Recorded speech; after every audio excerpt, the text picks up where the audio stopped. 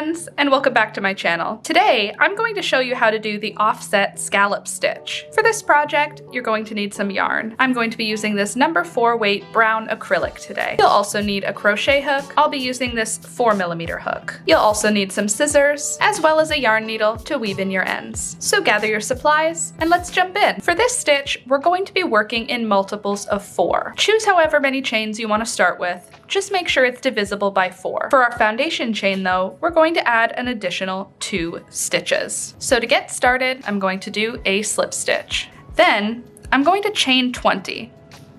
1, 2, 3, 4, 19, and 20. So that is my divisible by 4, 4, 8, 12, 16, 20. And then we're going to add an additional 2 chains for our foundation chain. There's 1 and there's 2. Now in the 4th chain from the hook, we're going to do a double crochet. 1, 2, 3, 4. So yarn over the hook, insert the hook into the chain stitch, yarn over the hook and pull up a loop.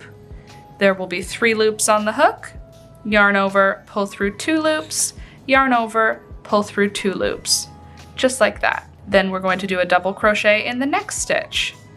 Yarn over, insert into the stitch, yarn over, pull up a loop, yarn over, pull through 2, yarn over, pull through 2. Now in the next stitch, we're going to do 1 double crochet, chain 3, 1, 2, 3, and then 1 more double crochet, all in the same chain stitch, just like that. Then we're going to skip 1 chain stitch, and then in the next stitch, we're going to do a double crochet. Then in the next stitch, we're going to do a double crochet. Then we're going to do in the next stitch a double crochet, chain 3, double crochet. So double crochet, 1, 2, 3, and then in the same stitch, another double crochet. And then we'll skip 1 and then double crochet into the next 2 stitches. There's 1 and there's 2. And then in the next stitch, we'll do double crochet, chain 3, 1, 2, 3, double crochet. And then we'll skip 1. And then in the next 2 stitches, 1 double crochet in each. There's 1, and there's 2. And then in the next stitch, double crochet, chain 3, 1, 2, 3, and double crochet, all in the same stitch. Then we'll skip 1, and then in the next 2 stitches, we'll do double crochets, which brings us to the last stitch of the row. And in the last stitch, we're going to put 1 additional double crochet. So we finished the row with a double crochet. And it's a little wonky looking right now, but we are going to make it look really cool. This is the offset scallop. Let's get into row number 2. We're going to start row number 2 with a chain of 5. 1, 2, 3, 4, and 5. Then we'll turn the work around. Now we're gonna skip all these double crochets. There's 4 double crochets, 1, 2, 3, and 4. We're gonna skip those and we're gonna work into this chain 3 space. In this chain 3 space, we're gonna do 3 double crochets and then chain 3 and then 1 double crochet. So there's 2 double crochets, there's 3 double crochets. Then we'll do 3 chains, 1, 2, and 3, and then 1 double crochet, all in that same chain 3 space, just like that. 3 double crochets, chain 3, 1 double crochet. Then we're gonna skip the next 4 double crochets, 1, 2, 3, 4, and then in that chain 3 space, we're gonna do 3 double crochets, chain 3, 1 double crochet. There's 1, there's 2, and there's 3 double crochets, chain 1, chain 2, chain 3, and then 1 double crochet, just like that. And you can see it creates this kind of off-centered shape, this offset scallop. We've got the scallop going in one direction, which is the opposite direction of the previous row. See?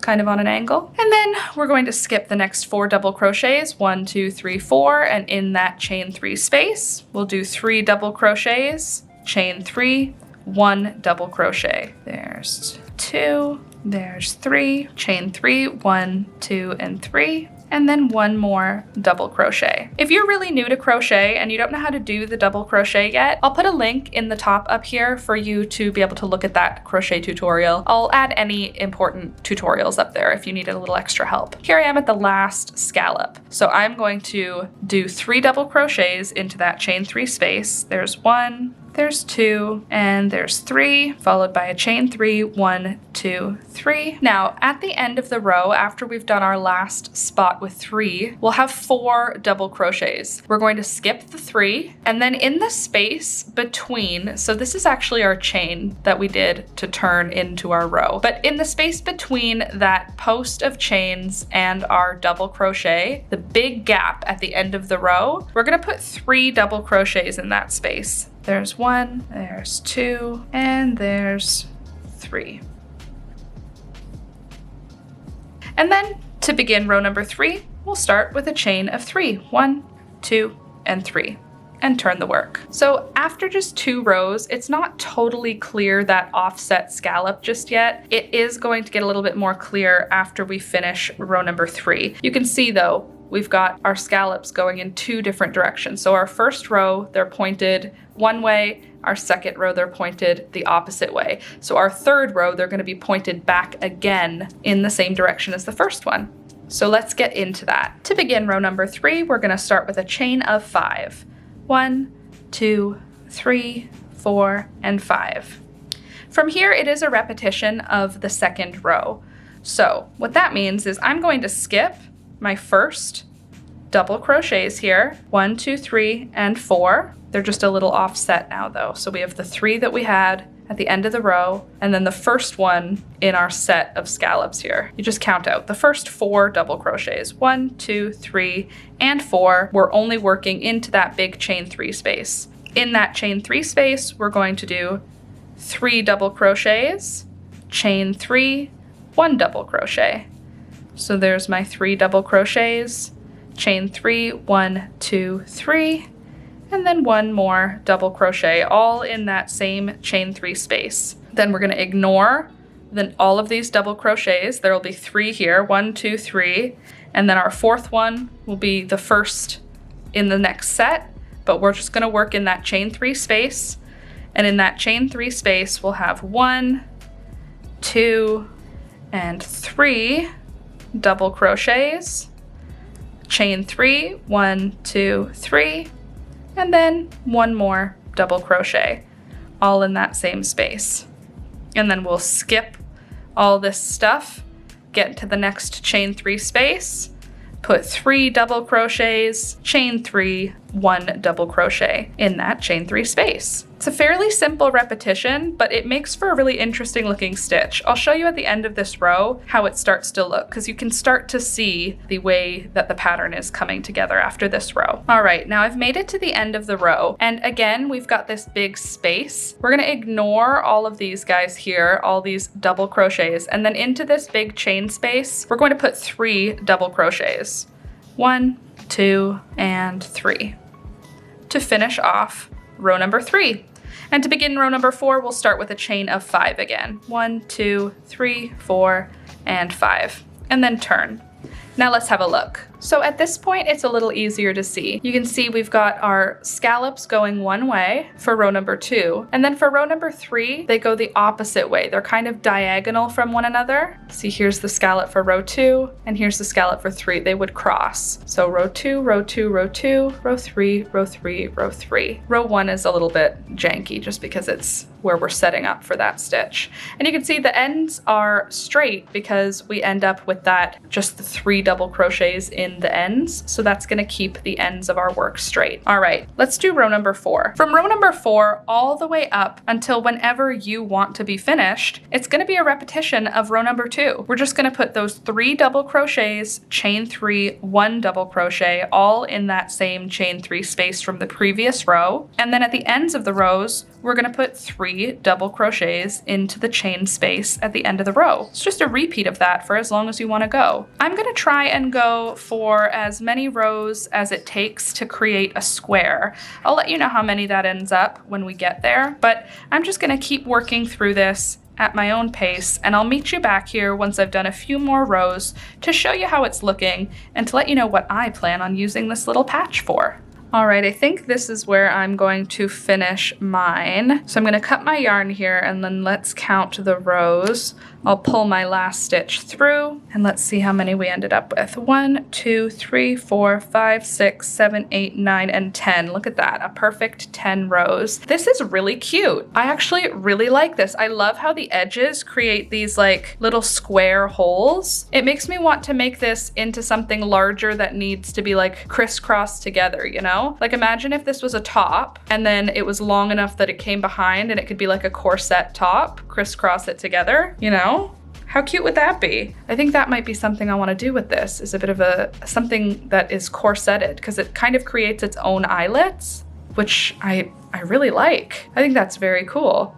I'm changing what I wanted to do with it. I wanted to use this as a pocket. I'm doing a bunch of pockets on this sweater I'm making, and this was gonna be a pocket as well, but I'm kind of rethinking it. Like I wanna make something that can be laced up.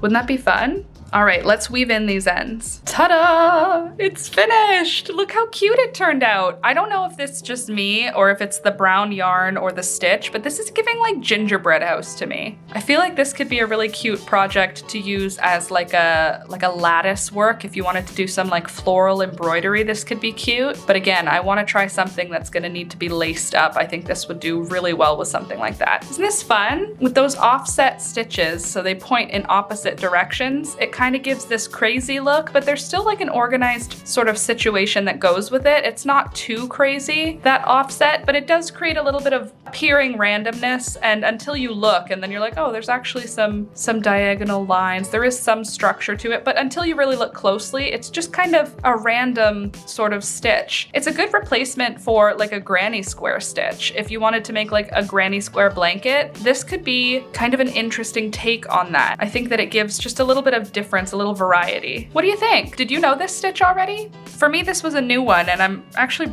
think it's pretty cute. I do want to try and figure out what I can make out of it though. Let me know what you think in the comments down below about this one, and if you're going to make something with it, or if you already have, what was it? Because I need to know. Thank you so much for watching, and thank you to everyone who's supporting the channel right now. Links below if you would like to join and support, but here is the list of channel supporters. Thank you guys, you're awesome. I really appreciate you. That's all I've got for today. I really hope you enjoyed. Thanks for watching. I'll see you next week.